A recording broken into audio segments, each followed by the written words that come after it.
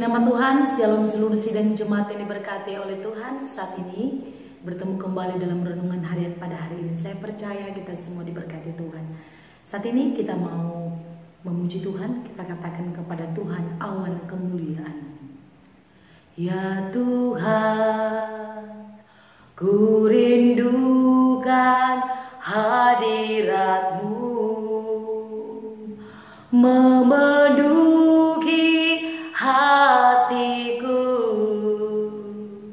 Rohku sujud menyembah-Mu. Biar awan kemuliaan-Mu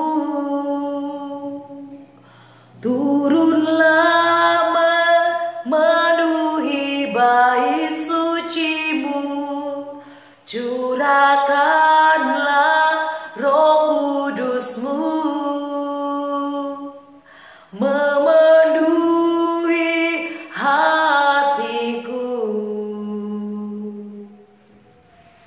Puji Tuhan, saat ini kita mau merenungkan firman Tuhan. Mari kita membuka Alkitab kita dalam 1 Raja-Raja pasal 8 ayat 1 sampai ayat yang ke-11.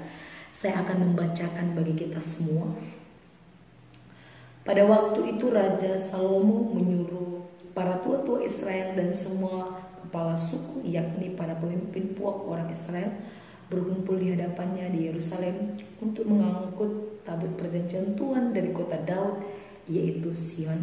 Maka pada hari raya bulan Etanim, yakni bulan ke-7, berkumpullah di hadapan Raja Salomo semua orang Israel. Setelah semua tua-tua Israel datang, maka imam-imam mengangkat tabut itu.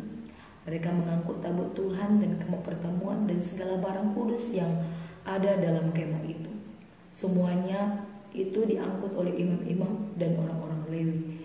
Tetapi Raja Salomo dan segenap umat Israel yang sudah berkumpul di hadapannya berdiri bersama-sama dengan dia di depan tabut itu dan mempersembahkan kambing domba dan lembu sapi yang tidak terhitung dan tidak terbilang banyaknya.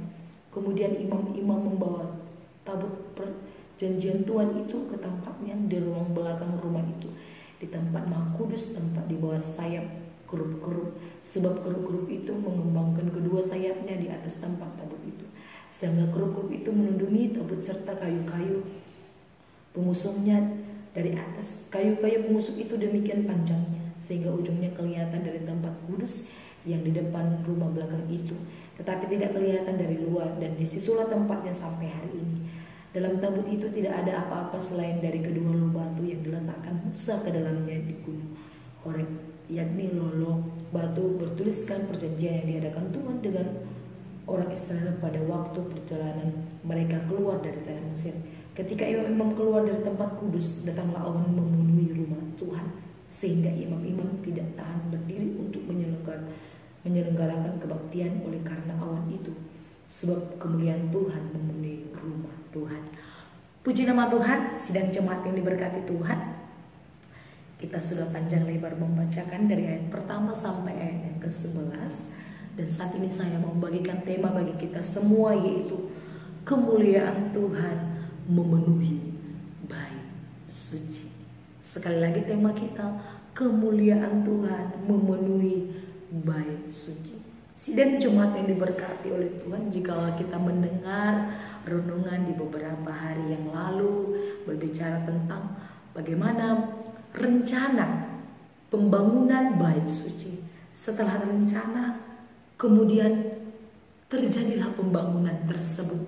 Setelah pembangunan itu sudah selesai dibangun, bait suci itu selesai dibangun, kemudian kita melihat di sini di ayat yang ke-8, di pasal yang ke-8, 1 Raja-Raja pasal 8, di mana bait suci sesuai dengan perikopnya yaitu ditabiskan. Kemudian ketika dalam proses pentabisan itu ada banyak hal yang dilakukan oleh orang Israel. Yang pertama, apa yang mereka lakukan dalam pentabisan bait suci, yaitu mereka boleh mempersembahkan kambing domba, mempersembahkan yang terbaik untuk Tuhan sebanyak-banyaknya. Kemudian apalagi, mereka mengangkat tabut perjanjian, mereka membuat lolo batu sesuai dengan perjanjian Musa dengan Tuhan Allah.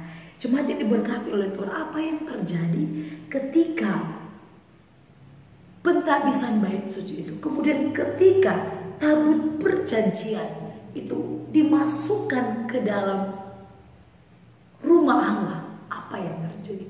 Apa arti tabut perjanjian? Apa arti tabut Allah? Kenapa dalam bait suci orang Israel harus ada tabut Allah? Jemaat yang diberkati oleh Tuhan, berbicara tentang tabut Allah atau tabut perjanjian. Hal itu melambangkan sebuah kehadiran Allah di tengah-tengah umatnya. Tabut Allah atau tabut perjanjian melambangkan kehadiran Allah. Jemaat yang diberkati oleh Tuhan, kita melihat apa yang terjadi ketika bait suci itu ditabiskan. Apa yang terjadi ketika mereka boleh mempersembahkan di bait suci itu untuk Tuhan. Dikatakan, saya akan bacakan bagi kita semua ayat 9. Dalam tabut itu tidak ada apa-apa selain kedua lolo batu yang diletakkan Musa ke dalamnya dan di gunung Horeb, yakni lolo batu bertuliskan perjanjian yang diadakan Tuhan dengan orang Israel pada waktu perjalanan mereka keluar dari tanah Mesir. Ketika imam-imam keluar dari tempat kudus, datanglah awan kemuliaan memenuhi rumah Tuhan, sehingga imam-imam tidak tahan berdiri untuk menyelenggarakan kebaktian oleh karena awan itu, sebab kemuliaan Tuhan memenuhi rumah Tuhan. Jemaat yang diberkati oleh Tuhan, luar biasa. Kemuliaan Tuhan memenuhi rumah Tuhan, memenuhi bait Allah. Karena apa? Karena Allah hadir di tengah-tengah orang Israel, di tengah-tengah bait kudusnya. Tuhan hanya mau hadir di tengah-tengah bait yang kudus.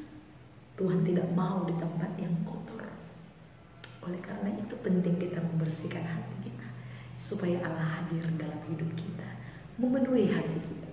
Jemaat yang diberkati oleh Tuhan, kita melihat di sini ketika imam-imam itu mau menyelenggarakan kebaktian, tapi tiba-tiba kemuliaan Allah nyata di bait suci tersebut. Dikatakan imam-imam menyelenggarakan kebaktian oleh karena awan, sebab itu kemuliaan Tuhan memenuhi rumah.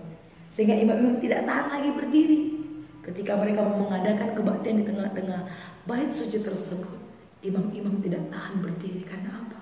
Karena ada kemuliaan, awan kemuliaan Tuhan memenuhi rumah Tuhan. Artinya kita sebagai manusia adalah manusia yang terbatas, manusia yang berdosa.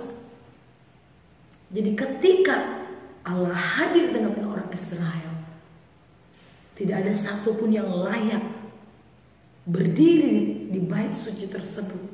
Karena apa? Karena semua berdosa. Harus bagaimana mereka supaya layak?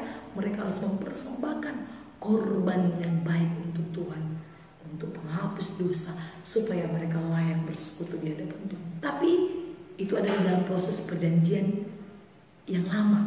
Namun sekarang dalam perjanjian baru tidak perlu kita harus mempersembahkan kambing domba sebanyak-banyak yang terbaik, tidak perlu.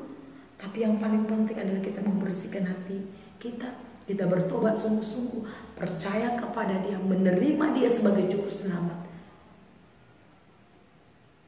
Kita dibaptis, kita ditabiskan, kita percaya dengan sungguh-sungguh, maka Allah akan bekerja bertata dalam hati kita. Kita layak masuk di dalam persekutuan. Karena apa? Karena Allah memiliki anak yang tunggal yang sudah rela menggantikan kita yang berdosa, supaya kita layak berkenan di hadapan Tuhan, masuk di dalam persekutuan. Puji Tuhan, jemaat Tuhan, demikian firman Tuhan hari ini. Saya percaya kita diberkati. Mari kita berdoa.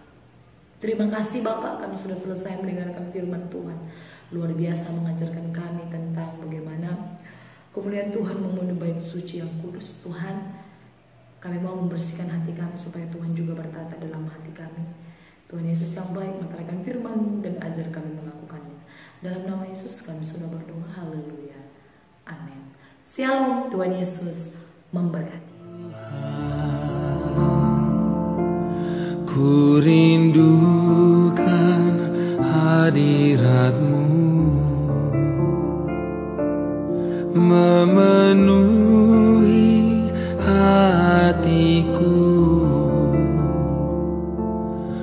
Rohku sujud menyembah-Mu, ya Tuhan. Ku rindukan hadirat-Mu, memenuhi hatiku. Rohku sujud menyembah-Mu, biar awan kemuliaan-Mu turunlah memenuhi bait suci-Mu. Curahkanlah